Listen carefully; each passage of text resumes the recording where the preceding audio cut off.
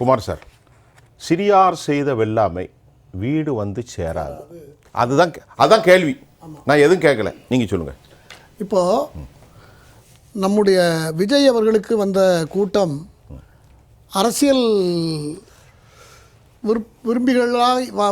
விரும்பிகளால் வரப்பட்ட கூட்டமாக நான் கருதவில்லை.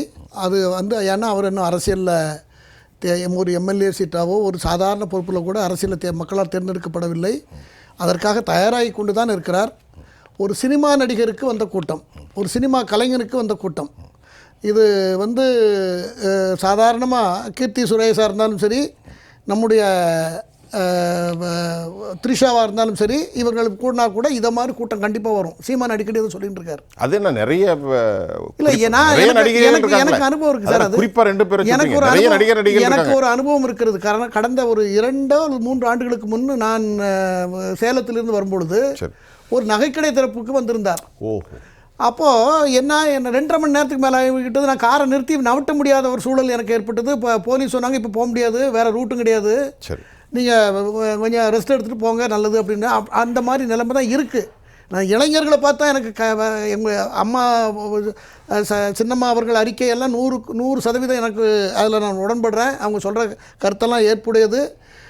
திமுக அரசு இந்த சம்பவத்தில் அவங்க கவனக்குறைவும் அவங்க அஜாக்கிரதையும் அது சரி யாரோ நடக்கிறான் பார்த்துக்கலாங்கிற ஒரு எண்ணமும் அதில் வெளிப்பட்டு இருக்கிறது என்று நான் எனக்கு முன் பேசிய சகோதரர் ராஜாராமாக இருக்கட்டும், நண்பராக இருக்கட்டும், அவர்கள் சொன்ன கருத்தில் நான் எனக்கு உடன்பாடு இருக்கிறது. ஒரு சின்ன கேள்வி, திமுகவுக்கு ஒருவித பதட்டத்தில், இது ஒரு யூகமான கேள்வி, some speculation put it here maybe, இந்த மாதிரி ஒரு சில குழப்பங்கள் ஒரு பெண் பாதிக்கப்பட்ட பெண் சொன்னாங்க, இதெல்லாம் செய்தியாளர்களுக்கு உரிமை இருக்கிறது.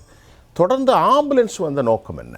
ஆமாம், ஆம்புலன்ஸ் மட்டும் வரல, அதில் பதாகை சார் அந்த அம்மா சொன்னாங்க, ஏராளமான ஆம்புலன்ஸ் வர நோக்கம். அதாவது அந்த நேரத்தில் ஒரு சம்பவம் நடக்கிறது என்றால் நடந்து ஒரு 4 மணி நேரம் 3 மணி நேரத்துக்கு பிறகு தயார் பண்ணி அதற்கு உதவி செய்யணுங்கிற நோக்கத்தில் வர்றதுங்கிறது வேற.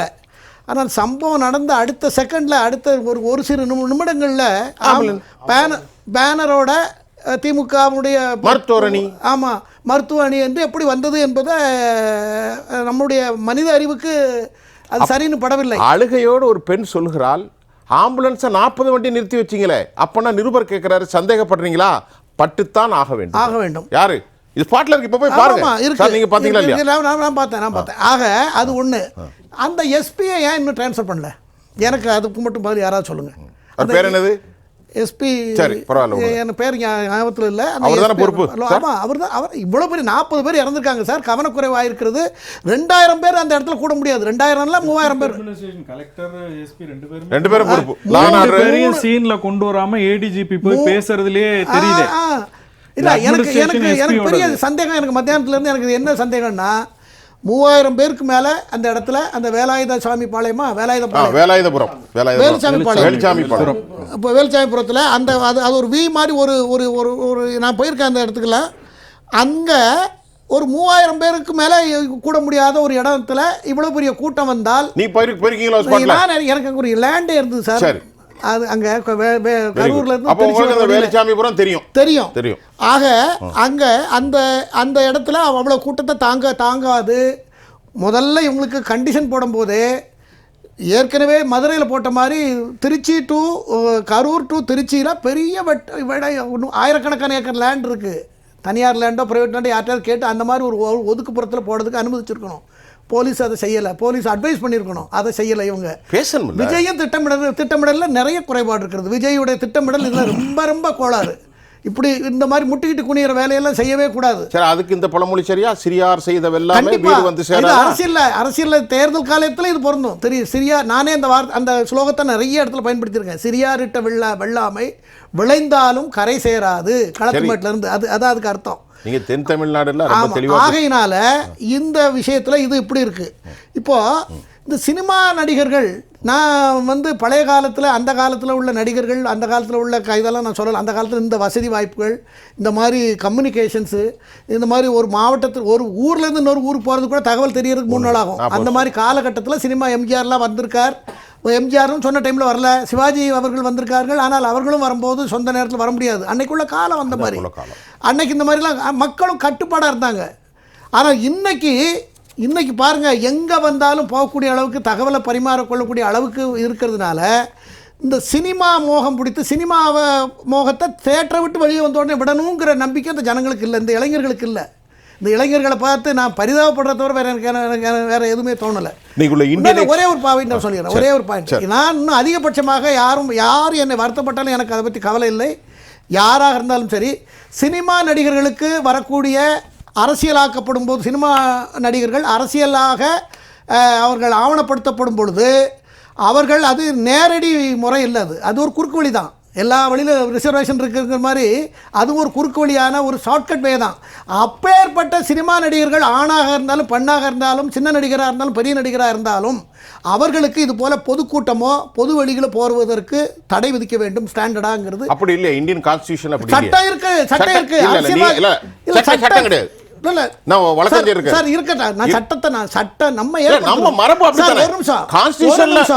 சட்டம் என்பது நம்முடைய அரசியல் சட்டத்தில இருந்து ஏற்றக்கூடியது, காலத்துக்கு சூழ்நிலைக்கு தகுந்தாற்போல் ஏற்றுக்க வேண்டியதுதான். சரி, இளைஞர்கள் வந்து படிச்சுட்டு பிஇ எம்இ எம்டெக் எல்லாம் படிச்சுட்டு வந்து ஒரு சினிமா நடிகர் வர்றான்னு சொல்லிட்டு ஆயுள் பூரா காத்துக்கிட்டு 10,000 பேர். நான் முந்தா நாள் தான் ஒரு டிவியில் பேசும்போது சொன்னேன். முந்தா நாள் இந்த சம்பவம் நடக்குது ஒரு நாளைக்கு முன்னால தெரியுமா, ஒரு கப்பல்ல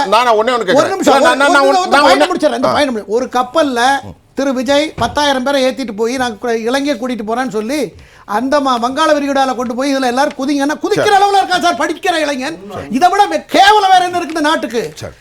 எப்பேற்பட்ட தலைவர்கள் வாழ்ந்த நாடு இது. நம்ம பேசலாம். நான் முதல்ல பேசும்பொழுது நான் அவரை கூட்டம் போடக்கூடாதுன்னு நான் சொல்லலை. சிச்சுவேஷன் நமக்கு என்னன்னு புரியுது. அவர் ஒரு சினிமா கலைஞர்.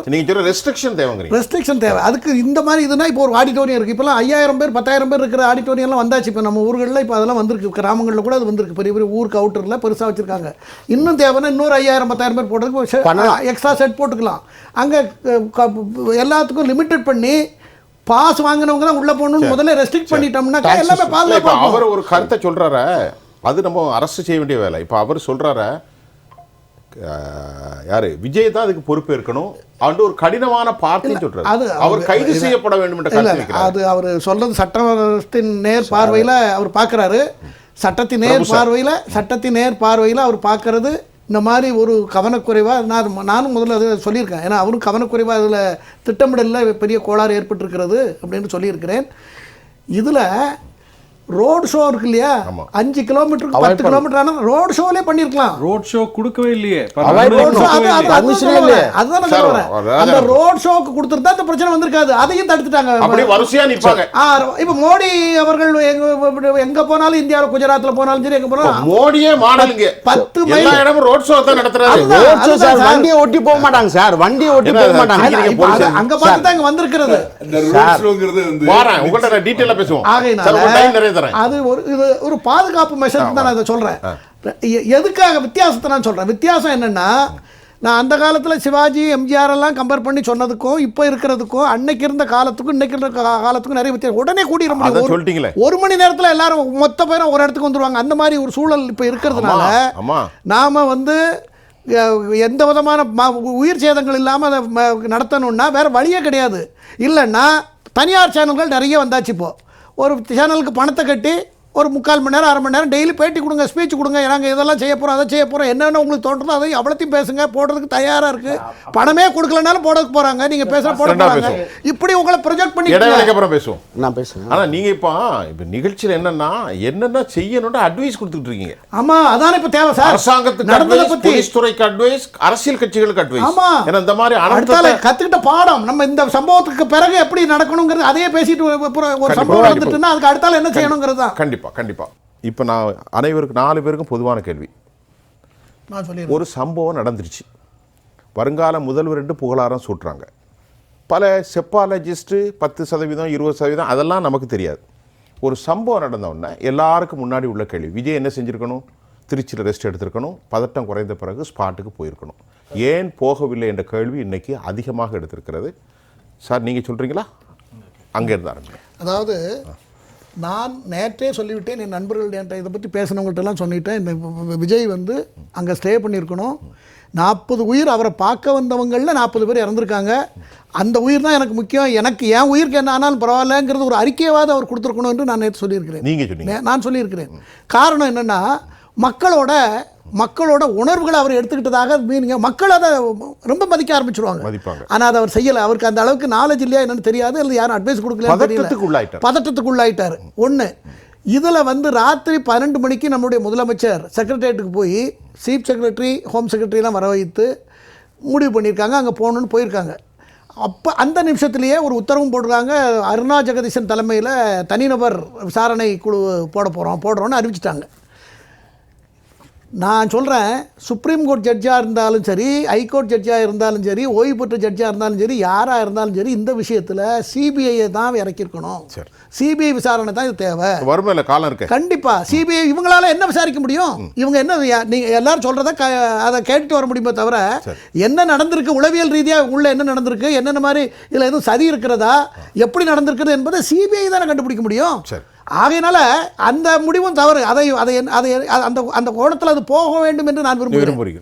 அதாவது கரூரில் திரு விஜய் அவர்களை பார்க்க வந்த, அதனால் ஏற்பட்ட அசம்பாவிதத்தில் உயிரிழந்த 40க்கும் மேற்பட்ட உயிர்கள் ஆன்மா சாந்தியடைய நான் இறைவனை பிரார்த்திக்கிறேன். அதே சமயத்தில் பாதிக்கப்பட்ட அந்த குடும்பத்தார்களுக்கு ஆழ்ந்த இரங்கலை இந்த அவையின் சார்பில் நான் நான் மிக பணிவன்போடு கேட்டுக்கொள்கிறேன்.